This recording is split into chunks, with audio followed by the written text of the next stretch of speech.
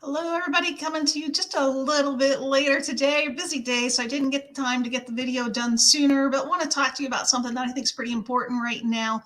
In this market, several people are offering over list price to get under contract, and many are offering an appraisal gap.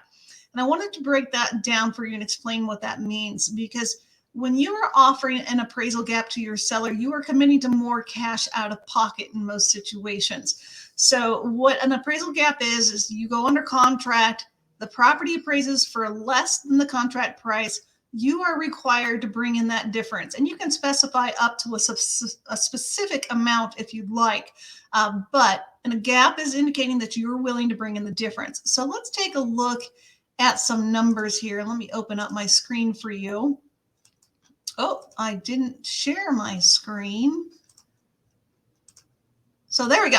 All right, so let's say as an example, in our first example, we have a price point of $500,000. We're putting 10% down, which is $50,000, which means your new loan is $450,000.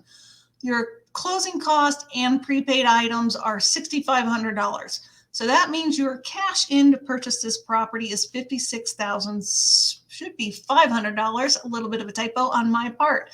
So you offered a $25,000 gap and the property appraises for $475,000. That means that your new down payment's $47,500. The reason being is because we base the financing off the lesser of the contract price or the appraised value.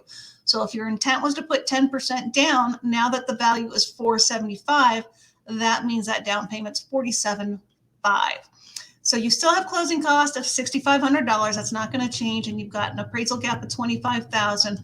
That means your new all-in cash requirement's $79,000. You've got to bring in that amount to purchase this home because you agreed to the appraisal gap.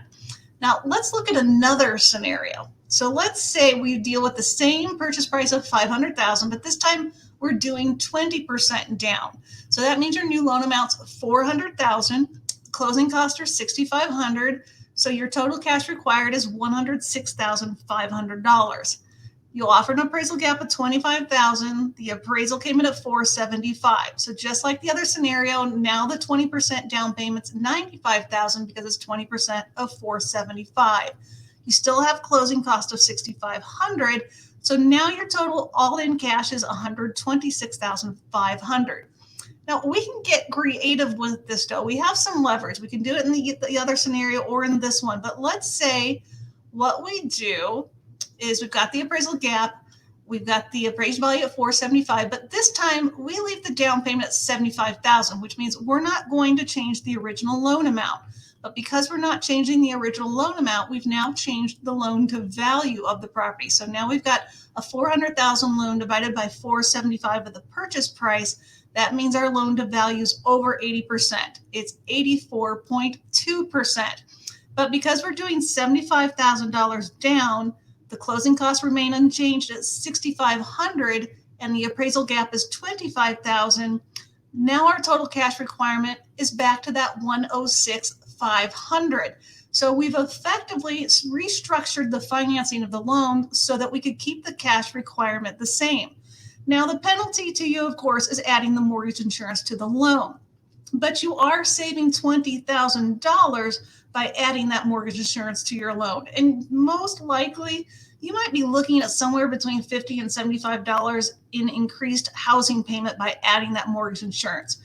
Really, that's pretty cheap relative to the fact that you could spend $20,000 more just to get that home.